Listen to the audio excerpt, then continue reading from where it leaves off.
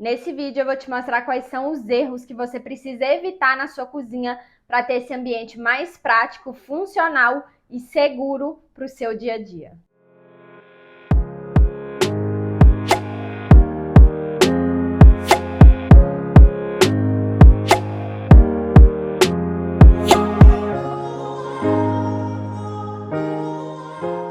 Oi, eu sou a Thaisa Tosati, sou arquiteta, bem-vindos de volta ao nosso canal. E a gente sabe que na maioria das casas a cozinha é um ambiente que é muito utilizado no dia a dia, né? E por isso, esse é um espaço que precisa sim ser bem pensado e você precisa evitar alguns erros que eu vou te mostrar, que a gente fez essa lista para você ter esse ambiente mais seguro, mais prático e mais funcional para o seu dia a dia. E acredite se quiser, vai ter erros aqui que vão parecer quase que absurdos, mas realmente acontece na maioria das casas e é por isso que você deve evitar. E o primeiro deles, eu acredito que seja o erro mais comum aí e acontece com quem tem em casa tanto aquele fogão convencional como também aquele cooktop a gás. O que acontece? A maioria das casas costuma e tem o hábito de colocar aquele botijão de gás, no caso de não ter ali o gás encanado, por exemplo, então você precisa fazer a compra do botijão e as pessoas têm o hábito de deixar esse botijão bem próximo do fogão ou do cooktop, né? Bem ali ao lado do fogão, por exemplo. Ou então, tem ainda pessoas que colocam esse botijão dentro de um armário planejado quando tem essa possibilidade, justamente para esconder ali esse botijão e ter aquela estética mais agradável na cozinha, sabe? E qual que é o grande problema de tudo isso? O que acontece é que quando a gente está trabalhando ali com aquele botijão de gás, ele tem risco sim de ter acidente, de ter um vazamento, de ter ali uma explosão, né? Quantos casos a gente vê sobre isso, né? E aí, quando você deixa ele bem próximo do seu fogão ou do seu cooktop, o risco aumenta ainda mais de ter esses acidentes e quando tiver, você acaba danificando todo o seu ambiente ali da cozinha, perdendo vários itens que você vai ter investido nesse ambiente. Então, qual que é o cenário ideal aí para você que tem tanto o fogão convencional como o cooktop a gás? O ideal, se você mora em uma casa, é deixar esse botijão na sua área externa. Então, se você tem uma varanda, um quintal, você leva esse botijão e deixa ele ali nessa área externa. E aí você faz todo o encanamento, né? Para levar esse gás até o seu ponto ali do fogão ou do cooktop. O ideal quando você deixa nessa área externa é que ele seja uma área tampada, né? Então que não fique ali exposto à chuva, por exemplo, mas não pode ficar totalmente enclausurado. Inclusive, na própria etiqueta ali que vem do gás, que muitas pessoas não leem, não prestam atenção, já recomenda ali que esteja em um local ventilado. Então você pode deixar na área externa, fazer ali um fechamento, né, para ter essa cobertura, mas deixar ali talvez com uma porta ripada ou com alguma coisa que vai ter ali essa ventilação. E aí, para esconder isso, né, se você estiver utilizando a sua área externa para alguma outra finalidade, coloca ali algumas plantas e já vai estar bem escondido. E se você não tem essa área externa, calma que ainda há solução. Se você mora num apartamento e tem ali ou fogão convencional ou cooktop a gás, o que você pode fazer é levar esse gás para um cômodo ao lado da sua cozinha. Então você vai fazer a instalação desse botijão, né? Vai colocar ele ali no cômodo ao lado. Isso vai evitar também que fique ali dentro do seu ambiente. Você pode levar para uma lavanderia, por exemplo. Então, se você tiver a lavanderia ali próxima da cozinha, já faz a instalação do seu botijão ali. Lembrando que, novamente, precisa ter essa ventilação também. Então, coloca ali uma portinha ripada que você já vai conseguir disfarçar e vai dar super certo. Agora, se você não tem essa área externa e também não tem esse cômodo ao lado que seja viável, aí a minha sugestão é você partir para a terceira opção, que é justamente fazer a troca do seu fogão aí. Então, tira esse fogão convencional, se for possível, ou cooktop, né, a gás, e faça a instalação de um cooktop por indução, por exemplo. Porque ele vai evitar que você tenha ali que ter essa compra do botijão e ele vai funcionar ali totalmente elétrico, né? Você vai precisar fazer toda a infraestrutura de eletricidade para que esse cooktop de indução funcione bem. Eu falo mais sobre isso nesse vídeo que eu vou deixar aqui nos cards e também na descrição. Gente, só por essa dica do botijão, eu acho que eu já mereço o seu like nesse vídeo, porque a maioria das pessoas não tem consciência de tudo isso. Então, se esse vídeo está te ajudando, já deixa o like por aqui, compartilha com quem precisa dessas informações. E se você é novo por aqui, eu já te convido a se inscrever no nosso canal e ativar o sininho das notificações para não perder vídeos incríveis como esse. Toda semana a gente tem vídeos novos por aqui com soluções de arquitetura e decoração aí para o seu lar. E não se esqueça também de me seguir nas redes sociais, porque por lá eu consigo dar dicas diárias de arquitetura e decoração aí para sua casa. Outro erro que vem sendo bem comum, principalmente em apartamentos, é fazer a instalação ali do cooktop bem próximo da parede. Geralmente, quando você tem ali uma cozinha que seja ali no estilo corredor, que vai ter a lavanderia ali integrada, né? Vai ter um espacinho para você colocar a lavanderia. Geralmente sempre tem ali uma paredinha que vai dividir esses dois ambientes. E aí é muito comum, por ser um espaço mais compacto e ter ali somente uma bancada para colocar tanto a cuba como o cooktop, que esse cooktop fique instalado bem próximo dessa parede. E qual que é a grande dificuldade de tudo isso? É que na hora que você estiver trabalhando ali, né, fazendo a cocção de seus alimentos, vai ser muito disfuncional para o seu dia a dia, porque essa parede vai estar ali te impedindo de estar manuseando as panelas ali de forma mais eficaz, sabe? Então acaba que o seu corpo vai acabar encostando nessa parede o tempo inteiro, né? E aí perde completamente a funcionalidade do equipamento.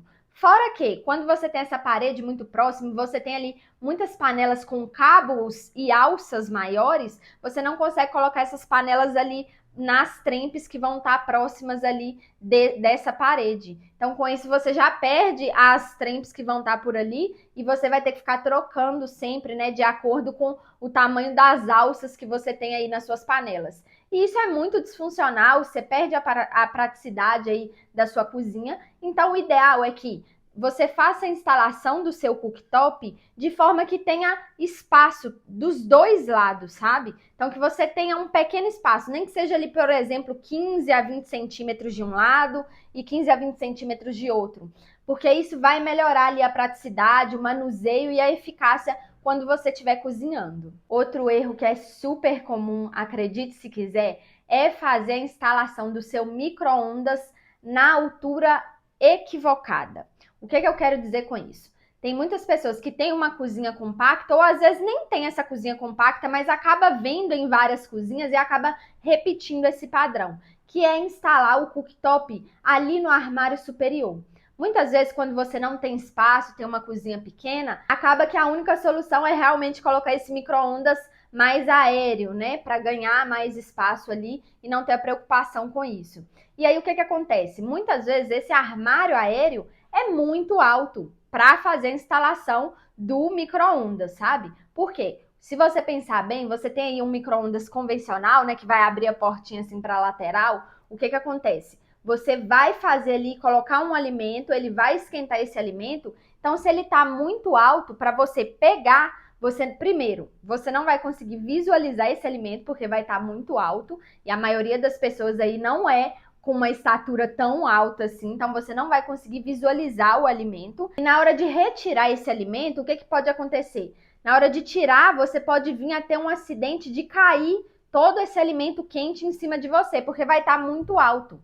Então, pode acontecer sim, é possível de acontecer, e o que a gente precisa fazer é evitar esse tipo de acidente. Então, o ideal para esse micro-ondas é que ele seja instalado no armário inferior, onde você vai ter ali mais facilidade para manusear e para visualizar o alimento, ou no máximo na altura de uma bancada. Então, geralmente as bancadas ali têm um padrão de altura de 90 centímetros, então que o seu micro-ondas seja instalado ali num armário ali no estilo despensa, que fica ali nesse nicho, por exemplo, que vai estar a essa altura. Ou se você não tiver outro jeito mesmo e quiser colocar ele no armário superior, que você faça o seu armário superior, mas deixa um nicho logo abaixo desse armário inferior, só para colocar o seu micro-ondas. Assim ele vai ficar numa altura mais agradável para você estar visualizando o alimento e para evitar esse tipo de acidente do alimento quente cair em cima de você. Ainda falando sobre micro-ondas, o que eu vejo muito acontecer atualmente, principalmente depois aí que tem aquela estética da torre de elétrons, onde você coloca o forno elétrico, o micro-ondas, até mesmo a lava-louça ou o purificador de água, é as pessoas colocarem o micro-ondas convencional totalmente embutido na torre de elétrons para ter ali aquela estética que é bem bonita mesmo, deixa a cozinha super moderna. E o que acontece é que muitas vezes a pessoa já tem ali aquele micro-ondas convencional, que já tem há bastante tempo, quer ter a torre de elétrons, compra ali só o forno de embutir e não investe no micro-ondas de embutir. E o que eu preciso te falar? É que esses dois equipamentos são completamente diferentes. A começar pela nomenclatura. Um é um micro-ondas de embutir, enquanto o outro é um micro-ondas convencional. Até mesmo no preço de ambos, você vai ver que tem uma diferença enorme. Por quê? Os dois equipamentos têm funcionamentos completamente diferentes. Enquanto o micro-ondas de embutir foi preparado para ser embutido e para ter uma troca de ventilação nesse tipo de equipamento, o micro-ondas convencional não foi preparado para estar ali totalmente enclausurado na sua torre de elétrons. Ele precisa ter espaço para fazer uma troca de ventilação. E quando você embute ele ali na torre de elétrons sem ter esse espaço de respiro, o risco de acidente é muito alto. Então, se eu posso te dar um conselho, jamais faça o seu micro-ondas convencional embutido na torre de elétrons. O que você pode fazer? Primeiro, investir no micro-ondas de embutir, assim você vai estar investindo num equipamento que vai ter ali a segurança necessária para você colocar na torre de elétrons, mas se isso não for possível, se você tiver o seu equipamento, o micro-ondas convencional, em bom estado e quer continuar utilizando ele, o que você pode fazer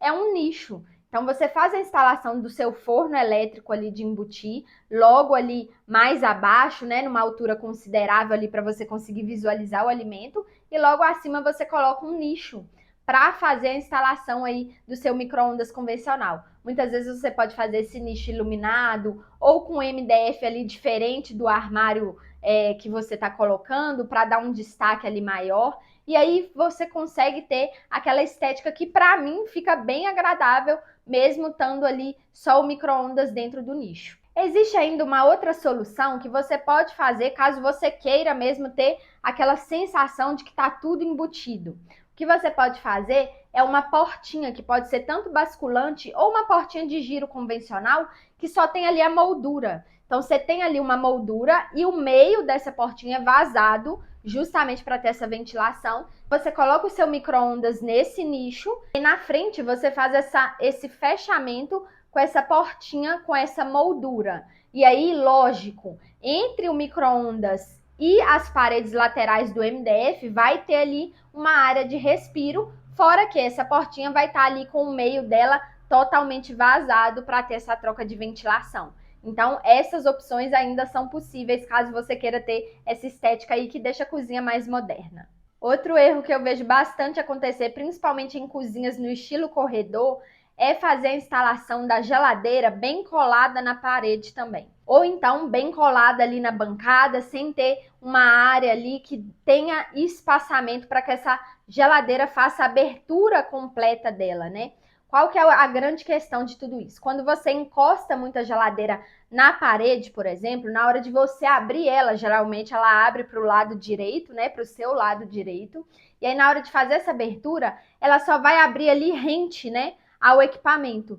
E aí aquelas gavetas que geralmente a gente guarda frutas ou legumes, elas não conseguem abrir totalmente porque a geladeira não teve aquela abertura um pouco maior, sabe?